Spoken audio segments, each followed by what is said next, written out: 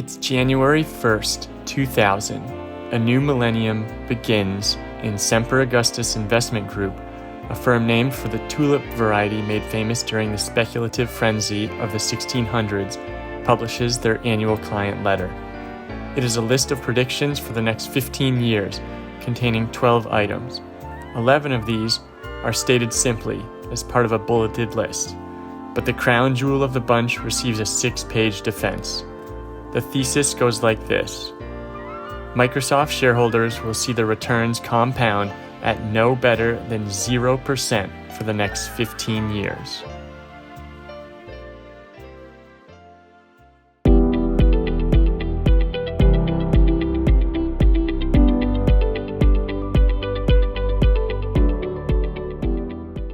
It's really the 15-year part of this prediction that made it so audacious. Plenty of people understood that there was a bubble in the dot-com space, at least for companies that had no revenue and a domain name as a business plan, and few would have been surprised to see everything pull back a little bit. But 15 years for the largest and most successful company in the world at that time? Imagine someone telling you that 15 years from now, your return would be the same whether you dig a hole in your backyard and fill it with cash, or put that same money into shares of Apple or Google, Facebook, or Microsoft. Well, let's get back to that story. Okay, so what happened? Well, first, one of the fund's partners participated in a round table with Fritz Meyer, the manager of Invesco's Growth and Income Fund, which was one of the country's largest and most well-regarded investment funds at that time.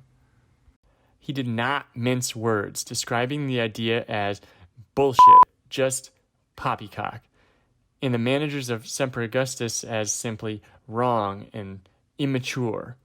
For his part, Fritz had put his money where his mouth was.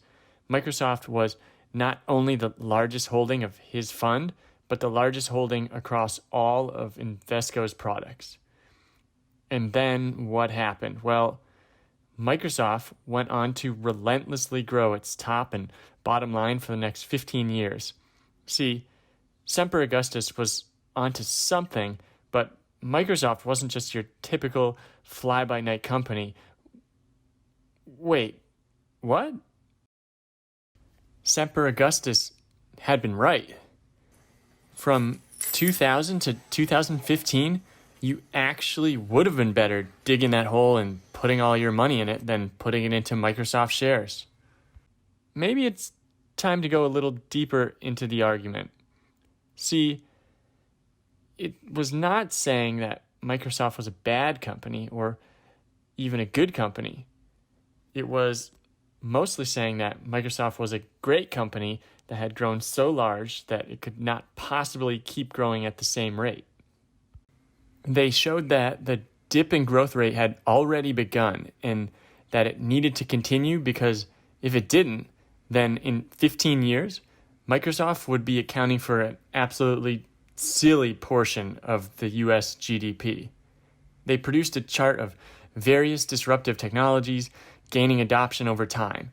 Notably, none of these had ever been able to reach anything more than 100%, which was a problem because unless Bill Gates was going to be installing software on other planets, that meant things were destined to cool off. Even as the company continued to execute, the price-to-earnings multiple of the stock had to decline. At the time of the paper's publication, it was 81. 15 years later, earnings had tripled, but the multiple compression had more than made up for that.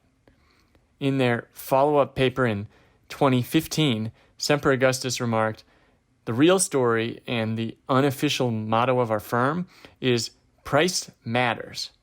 They even mentioned being frequent buyers of Microsoft after shares overcorrected in the subsequent years.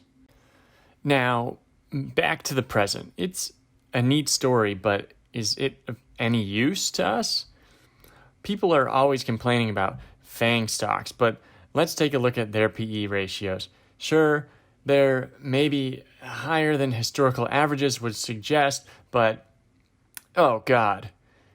Maybe there's some COVID quarters weighing that down.